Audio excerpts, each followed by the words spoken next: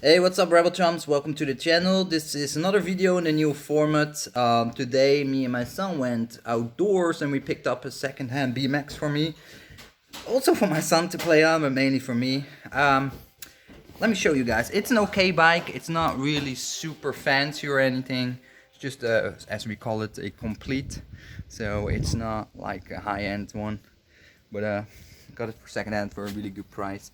Of course, it's brakeless because I don't use brakes. I took off the packs because I'm gonna do street mainly for now, no grinding, because I will mess up the frame. Because I always have messed up frames really bad, and sprockets as well. If you're into the terminology, you know what I mean. So a bit more economic. I go upstairs. Yeah, sure. So anyway, just want to show off. I just had a blast riding that bike. And I will be riding a lot of BMX because I really enjoy it with my son outdoors and do my own thing, and I'll get a bit of a workout as well because it's not a light sport. It's pretty heavy on the arms, etc. Because you have to pull the bike up the whole time to do tricks and whatnot. So that's cool. I also picked up a Rose Tico. I left her upstairs. I just showed it to my wife. I said, "Hey, she look like you." Very cheap joke, of course, because she's Asian and Rose is Asian. I know, very lame. Anyway, very happy. Nice figure actually. Was also €2.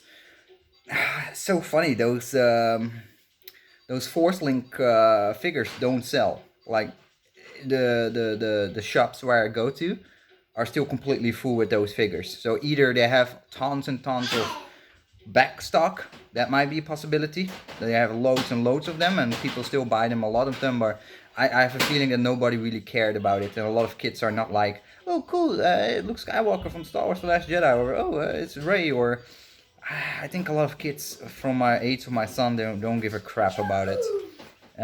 They rather have like a Nerf gun or play on their iPhone or whatever.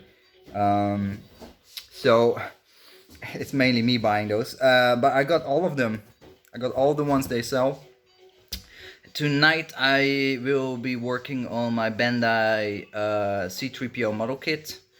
Um, I need to buy a file though.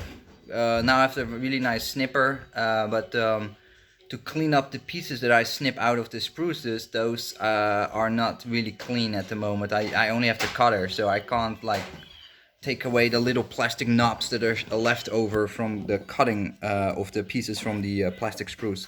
So that's a downer. So I need to order that one too, and then the next figures will be nicely built. The first one will be a little bit rougher than I want it to be, but that's because I just don't have the tools available that I need. And I also noticed that when I was building it, I definitely need a ton of light, so I need to buy like a nice lamp or something. I didn't live stream it because I thought it's my very first model kit, and I don't think live streaming and building a model kit from several hours is something that people want to look at. So I didn't want to go through that emotion. Maybe if you guys say, "Oh well, why not? Just tune on, then we just chit chat about various stuff." I can do that, and it's more like an online chat app or something. I don't know, whatever. I also saw that was really cool, and I want to thank everybody who's watching now, that we reached over 1 million views, or I should say, the Rebel Chums YouTube channel has 1 million views, over 1 million views shared over all the videos that I have. Now, I have to admittedly say, I have well over 980 or 1,000 videos, so that doesn't maybe say too much, but having 1 million views is something that I think is a nice milestone on my time on YouTube, and I hope it remains to grow. Of course, it will be completely, no, not completely. It will be just another way or another approach of making videos. I'm really gonna just chit chat, showcase stuff of my life that involves Star Wars, that involves lightsabers, that involve other cool collectible toys, especially the ones vintage toys. So I'm really gonna focus more on the old '80s toys, Transformers, GI Joes, Turtles, and the '90s, of course, as well. Early '90s, Biker Mice. I love Biker Mice from Mars. A whole shit ton of stuff. You name it, I will hunt for it during like those secondhand markets, and try to hassle down cool stuff, and then collect like old nostalgic toys from the 80s and 90s, because those are just way better than what we currently have on the market. Period. Just of course, nostalgia factor is massive. And a lot of vintage Star Wars figures that I want to collect. I had a dream yesterday that I collected or bought vintage Star Wars figures. I don't know.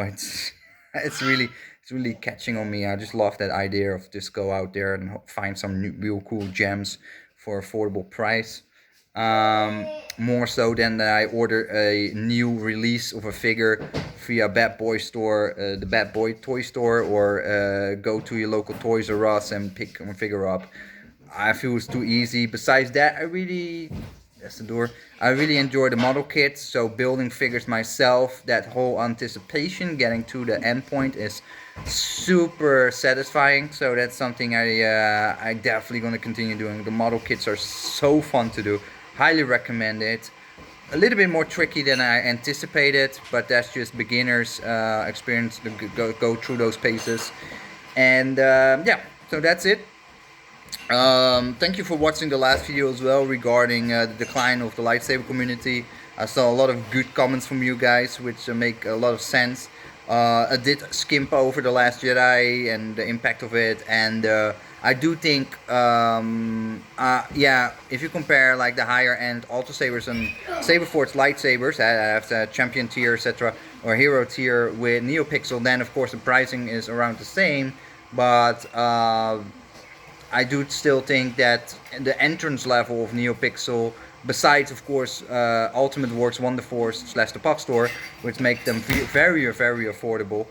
There's not much on the market yet that makes these NeoPixel lightsabers really affordable in the sub 300 range. Because yes, Vader's Vault have them, but they start at $300 for a tri-Kree setup, RGB, and then another $100 or so for the NeoPixel setup, so you're around $400 minimum. Of course, I love Vader's Vault and their quality, so you of course pay for something like that. But I just want to say that yeah, getting into NeoPixel is a higher entry level than some of the cheaper Ultra Sabers and Saberforge budget stuff. Maybe some unfair comparison, but I don't know.